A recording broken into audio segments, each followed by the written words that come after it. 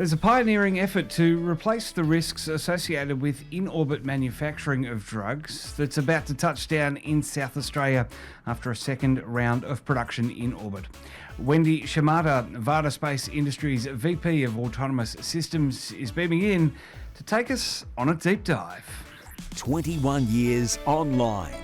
From Star Trek to science and space. And we're not stopping. This is Talkin' Science. Wendy, thanks for your time to take us on a deep dive into Varda's in-orbit manufacturing. Can you take us through this pioneering method for making pharmaceuticals, please? So overall, Varda is a company where we want to be able to do in-space manufacturing at scale, focus on pharmaceutical formulation in space. And so how we accomplish that is actually we launch a reentry capsule that launches on top of a spacecraft bus.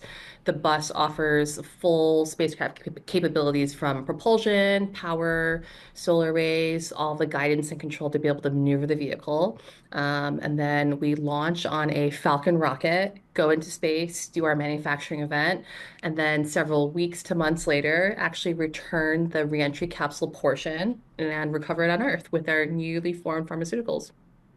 Well, manufacturing in microgravity isn't new. It's being done on the International Space Station. But I imagine with the looming end of life of the orbiting laboratory by the end of this decade, a different method had to be established. What makes Varda different?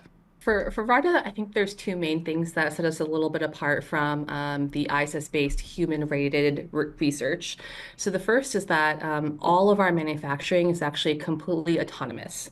And what that means is there are no humans in the loop. You don't need a person kind of cramped inside of a capsule or a space station mixing any sort of drug or doing any sort of formulation.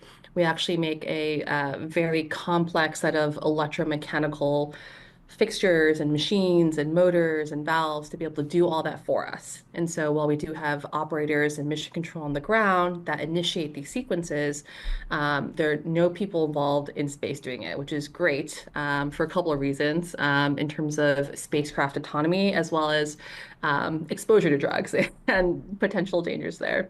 So that's the first thing. And the second thing is we really want to be able to do it at scale. So over the last say 5 or 10 years, the launch industry has really been revolutionized to be able to make access to space very easy. Our CEO says this thing where he says one day shipping to space will just feel like shipping because it's so easy to actually go into space, do this manufacturing, and then come back down. And so for us at Varda, we really want to invest in both the technology from a hardware and software perspective to make the transportation and manufacturing of goods very, very simple, reliable, high cadence. Well, what kind of pharmaceuticals are manufactured in microgravity? Yeah, so there's actually a number of pharmaceuticals we've been looking at and assessing viability on. It's actually been a really great process that we are able to take advantage of in-house. And so at the company right now, it's funny, there are times where we don't know if we're a pharmaceutical company with a reentry capsule or a space company with a drug lab. So it could be a little bit of both. But yeah, we're able to do a lot of the initial R&D in-house with some great partnerships across the organization as well, to be able to assess what types of pharmaceutical drugs we're looking at. We actually, right now, are primarily focused on what's called drug formulation or the cooking of drugs. So imagine you already have some sort of recipe for a particular drug and you want to do the formulation of it, which is the cooking of the drug. So that could be, hey, I have some sort of recipe for Tylenol or aspirin's the more generic name, or acetaminophen, and you're able to make different formulations, which will affect things like shelf life, if it's a liquid gel or if it's a hard pill, effectivity, how many dosages you take, all that is from the actual drug formulation. So all that is taken into consideration when we assess various drugs that we will look at for eventual on-orbit manufacturing.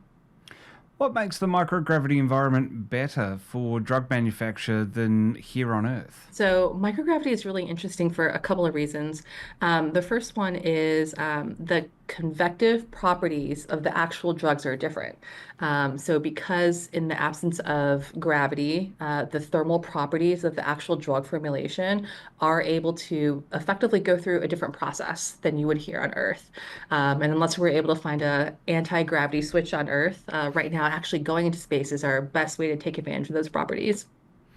And it's the access to space now, I think. SpaceX has transported a series of missions, as you mentioned, really democratizing space. CubeSats and smaller missions have a pathway to orbit. Yeah, absolutely. And so it's really been a game changer for the entire launch industry. And that really has been the crux of how a company like Varda was able to even be started. Whenever I go back to campus recruiting, I joke with the students that we speak with that when I first started in the space industry some 10, 15 years ago, you only really had a couple of launch vehicles to go with, and the cost of a particular launch would be anywhere upwards of 100 to 180 million dollars, and now we're looking at if you want to catch a ride on transporter, it's actually less money to book a flight than the average cost of a house in Los Angeles. And so the cadence at which we're able to fly is truly extraordinary. Rockets are going up every day, sometimes every other day.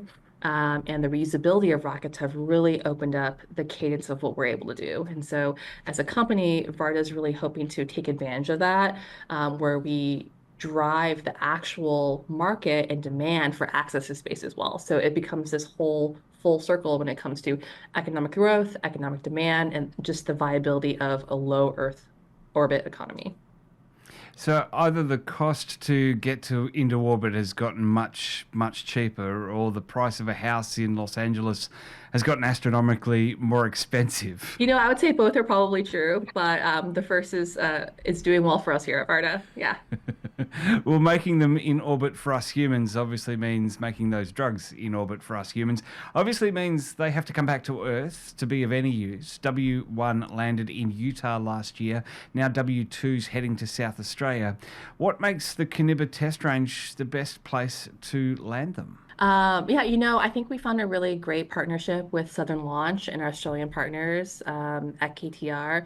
I think the growed interest of accessing space together, as well as the opportunity to be able to explore a larger range, was just really favorable for us. And so we would love to explore additional ranges in the future, additional sites, more capsules, more reentries. I think we would all love those things, but we've been really excited about our future partnership here and are really excited to return to Earth in the upcoming few weeks to months here.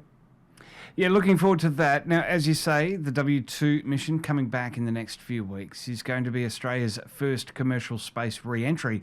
1 year on from W1, which landed in Utah, as I said. Has there been any different hurdles to clear between American and Australian bureaucracy? Obviously, this one being our first. Yeah, that's a good question. I think overall the process has been pretty familiar.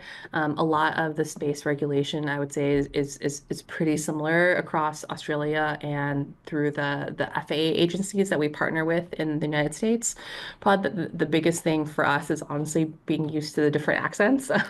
Our current bus partners, Rocket Lab, is very international, and so a lot of times during the actual reentry event, we, for example, have mission rehearsals and we practice to the T every single thing that happens during an actual reentry. We often have to train our ears for all the different accents that we are interacting with during the actual reentry operation.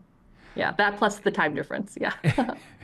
It's something I never actually thought of. So obviously there's some Aussie slang in there as well, and mannerisms, not just the accent to get used to, I'd imagine. It's all those, yeah. And even for us, being able to get all of our units consistent across all the products as well. Yeah.